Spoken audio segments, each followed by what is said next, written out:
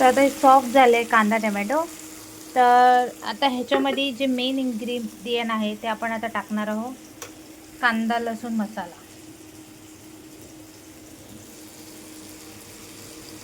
म्हणजे ज्याच्या घरी जे आहे, कोण मालवणी मसाला टाकतं, कोण कांदा लसूण मसाला टाकतं. पण गाईज तुम्ही एकदा कांदा लसूण मसालामध्ये ही सॉस बनवून बघा, अतिशय असं टेस्टी हे होतं.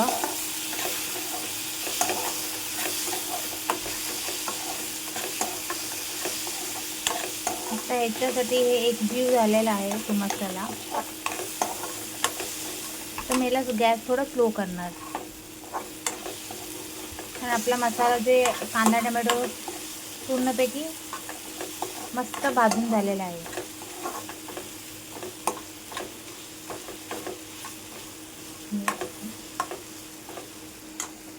तर आता ह्याच्यामध्ये आपण ही कोळंबी टाकणार आहोत.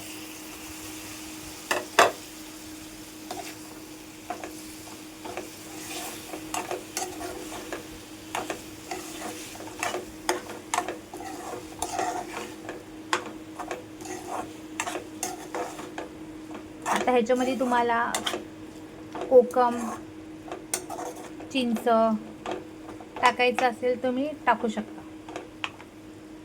तर ह्याला आपण थोडं शिजायला देऊया. तुम्ही बघू शकता याचा कलर किती सुंदर आलेला आहे.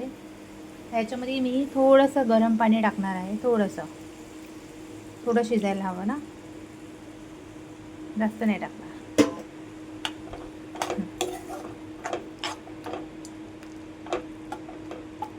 कारण ह्याला शिजायला पटकन असं टाईम लागत नाही शक्यतो. तर तुम्ही बघू शकता ह्याचं टेक्स्चर. आता ह्याला आपण ह्याच्यामध्ये फायनली ह्याला आपण 5 मिनटं आपण याला स्टीम करून घेऊ.